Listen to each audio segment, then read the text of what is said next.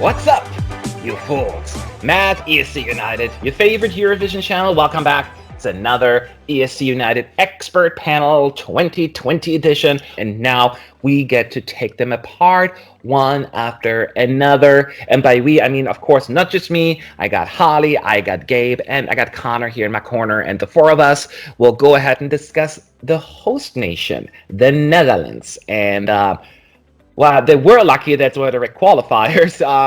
We know what happens, and we're not going to go into the details because it's sad. But they did select a song, and they've been doing it internally for the last few years. And they did choose, I'm going to call him Mr. Macrooy because I always butcher his first name. But I can say the name of the song. It's Grow. And now it's time to talk about the whole darn thing. What our thoughts are, our scores, etc., etc. And Holly, take it away. I think it's beautiful. I love it. I think that the lyrics are really relatable and they tell a beautiful story without being too wordy or too complex, which is a feat to do. Yeah, I can't pronounce his first name either, but his tone is phenomenal and it's propelled by these really strong harmonies. I'm a sucker for some beautiful harmonies. His live performances are incredible. It's got so many elements and sections and moments and interesting like instrumental choices. Where, you know, the same kind of lyrics could be presented with just a piano backing and it'd be good, but not great. The use of the kind of organ sounds and there's like the vocal sirens and the beat machine kind of percussion, it just elevates it to this kind of sonically overwhelming level for me. It just feels like I'm being swallowed up by a wave of sound, and I love it. I think it's brilliant. Oh, wow. So good start here for the Netherlands. And it is true that the Netherlands, they're definitely taking a risk here, right? I guess they can afford it because they directly qualify already for the show, so they don't have to worry about qualification. And it's good that they can take a bigger risk. And the risk, taking a bigger risk is not a bad thing, but you can something less predictable, I guess. And I am so glad that they did, though. I'm so glad. I really do. The first time I listened to it, I did a reaction video and all of that stuff. I was almost like caught off guard. I'm like, there's so much going on. My brain cannot comprehend everything that's been going on. So I listened to it the second time, and then I was able to pick up on all these cool little intricacies that you also talked about, Holly, like those harmonies that they're talking about, and just so many cool things, the sounds, the instruments. And I also agree with what you said, Holly, is the lyrical content. It is easy. It's very interesting. It's almost somewhat artsy, but not like that you don't get it. If you like everyone, if you speak some English, you understand what they're saying, and it's not like you have to overthink it. When they're some of the older I get, the more I know, the less I learn. You know, it's just like really cool. But people get it; they get what he means by that. It's not like goes above us. So the only criticism I have, since I have so much good things, I will say one thing, and that's a pet peeve of mine, is the disappointing ending of the song. It's sudden, and it just kind of leaves the song unresolved. Like it's like, yeah, and then stop. Like, wrap it up. I don't like cliffhangers. I like a season finale, and that is what I basically what's missing here. But other than that, the song is magical, and my Dutch friends, your country once again managed to impress me. It's like I shouldn't be surprised anymore, but I guess I am, because this one is so out of the box. I am a huge fan. I'm a big fan. How about you, Connor? Yeah, I think we've hit the nose on the head, kind of what I was going to say, but that, you know, this is a moody song that's also like relatable. I think we have a tendency to get a lot of moody songs that are about like very specific experiences. But I think that this is something that like Matt, that you said, that like as people get progressively older, and especially in the different like brackets that they are in, that they can create their own special meaning of what this song means to them, which translates rather well at Eurovision, because it makes the song more memorable for you. But I think that this song could have had the potential, and I know that the host curse is a thing that does exist, and it happened last year. So I'm skeptical to give this too much praise, because I gave Kobe Marimi a lot of praise last year, and we saw what happened in the grand final. But I have a feeling that this song has the potential to be like Germany of 2018, like where a song that, you know, is pretty good, and I don't think it would have been like the standout, but the emotional factor that it has resonates with so many people that it earns so many votes. I do have to agree with you on the resolution problem. I think that could have been easily remedied if the song had grown slightly. Wow, what a pun! If it had grown slightly faster. Just because, like, my favorite part of the whole song is that last 45-minute chunk where we really start to get into those really. Did you say minute? 45-second. That's a long song. A very long song at Eurovision. The 45-second mark where the complex harmonies come in and like the song really becomes something special. I really wish that they would have started to flip into that slightly sooner, maybe in like the second chorus, and then resolve it in the last chorus. I think that's how they could have fixed that problem. But by and large, like you said, Matt, that's my only problem with this song. So I think it's a stellar host entry. So far, it's the best one of the decade. So what's more to beat right now? All right. So far, pretty good comments here, but is Gabe going to agree? Maybe, maybe not. I'm going to make a very big statement. Oh dear, again. About this song, which is that I think in a year as wide open as this, we will never know now, but we may have seen. This is the first time that I see a window for a host country to win again. Oh, that is a bold statement. Go ahead. Because I mentioned, I remember in the Slovenia episode, I was talking. This is one of the songs I mentioned when I was talking about other ballads that eclipsed it. This song, I loved it when I first heard it, and it has just grown and it has grown and grown in my mind to the point where it just eclipses everything else in the competition. It blows me away. You know that, because we've seen him perform this live, you know that the live performance would have been gorgeous and intimate, and the Dutch team have shown how well they can do that. That is what they're really great at, is these minimalist, ultra song and artist focused performances. And I could see, him, in pretty simple staging and just singing into the camera and blowing Europe away like Salvador did and winning the whole thing.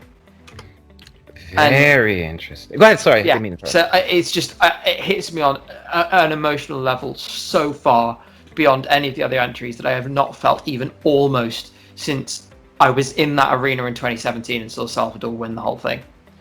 That's how powerful I think it is. So, Gabe doesn't like it, so let's move on to the actual scores. Praise so far, but will that translate into points? And it's not just only the four of us, it's also a team coming up here, but let's go for ours first. Holly, what did you give the Netherlands this year, and why, of course?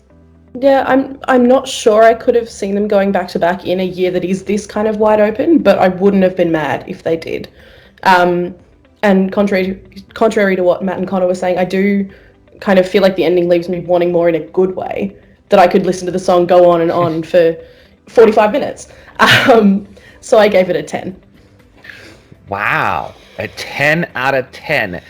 Wow, I agree with also what Gabe said. It has a little bit of that Salvador magic where it doesn't necessarily feel as it's Eurovision friendly, and you don't think it would really do well. And it's not for everyone, probably, especially in the niche Eurovision silo. But I do think this is an amazing entry, and it is so magical, and it takes you into a different place when you listen to it. And the only reason why it's not a 10 is because of the ending. I feel like they just ran out of time. Oh, 3 minutes? Okay, let's stop. But nevertheless, it's still a 9.5 from me. So, sorry, Netherlands, but come on. It's an amazing song. How about you, Connor? So, for me, this song had a lot to live up to. Number one, because it's the host country's entry. And I honestly think that I enjoy this song slightly more than I do Arcade. Which is an interesting statement to say because I do really like Arcade, but I think that this one has more of a connection and authenticity built around it that I think we were missing a little bit from last year. Not to say that he didn't have a connection to the song, but I think that it's so beautifully written into the song. Again, very similar to Germany 2018. And you add into that the fact that he is like the constantly changing track. You've got that Jeangu's great voice that he's got. The soul infusion that like shows up in moments that's in there. It gets really high marks for me. I gave it an 8.5. This song falls like right in the chunk of songs where like I have difficulty placing them, like when I'm doing a rank, which is pretty much, if you're curious, my 11 through 20 slot is just a bunch of songs that I just don't know where I would put them. So they just all hang out in the 8.5 range. But yeah, it's spectacular and I love it. And it's one of the songs that I revisit often. Well, nothing to complain about. 8.5 from Connor. Gabe, bring it home. What you got? I have a feeling it's not going to be like too bad. Yeah, no, I gave it a what? No. Yeah, right. Every now and then, you just hear a song in Eurovision, and there's just something about it. You got it with Salvador. Across other genres, when it just had that magic about it. I think Euphoria had that. I think Fairy Tale had that. I think Lordi had that. There was just something really special about it in a way that strikes you instantly. Obviously, with each of those songs, it's unique how it hits you, but they all share that respect. And this got me like any of those did. So for me, it's a 10 without the faintest shadow of a doubt. Wow. I think it's just brilliant, and I think it could have won the whole thing. Wow, that's a lot of confidence there. This is interesting because this is probably the first video where Connor has the lowest score. Woo! Enjoy it while it lasts. And it's 8.5. I mean, I think that's okay. I think that's okay. But keep in mind, these are 4 opinions, and we got a bunch of people on our team at ESC United that also voted, so they're going to be added to the overall score. And here it goes. The Netherlands overall score from the ESC United team is 7.15. And I'm going to let you go first, Gabe, because you have clearly a huge emotional connection with that song, and I saw I sense some disappointment in your facial expressions. Is that a fair thing to say? Yes. I am. All I'm gonna say. I need to drink some water or something. You're like. All I'm gonna say is, Salvador was completely unheralded until he got on that stage and sung it live. Okay, so I will echo what you were saying. I mean, we will never know. That's the sucky part, because we can all argue all day long. We'll never know who's right, who's wrong. But I do feel the sentiment. I do think that this is not the song that, again, the Eurovision silo is necessarily. There are people who love it, like us, right? And there are plenty of others. But I don't necessarily think it's the easily accessible song for people who often look for a different genre, a different style. So it's not an easy song to get into it if you don't give it a chance to emotionally connect with you. But I thought it's going to be a little bit higher than that. But 7.15 isn't too bad. How about you, Holly, the other 10? Yeah, it's lower than I expected. I sort of can't imagine what kind of scores would have brought it down given the scores that we've given. Whether people are sitting around that sort of 5 or 6 mark because they can't get into it and it's not as accessible as you said, or whether there are people that hate it, and I'm kind of concerned by that. But if it makes you feel any better, I saw on Twitter a little while ago that the way to break a tie in Eurovision is to go for the first in the running order, right? So no one's got any points. The only song that we know that had a spot in the running order is this one. So if that means that it wins, then great. Yeah, I know, right? Now some solid speaking. I know, right? We got to take it where we can. So 7.15 for the Netherlands, and now comes down to if you agree with the 4 of us who gave it significantly higher scores, or apparently with the majority of the rest of the team who somehow dragged it down by quite a bit. But keep in mind, breaking the 7-point mark is nothing to joke about. It's a pretty good result, and you can see the full scoreboard on here right now to see where the host nation, the Netherlands, falls. Much love from Holly, Gabe, Connor, and I to the Netherlands. Wonderful song, of course. And now I would love to hear from you. Do you agree with the 4 of us, or are you more with the rest of the team? I'm gonna have a word with them later about this, and leave your thoughts below in the comment section. I would love to hear from you. Thank you for watching. Good luck, and talk to you later.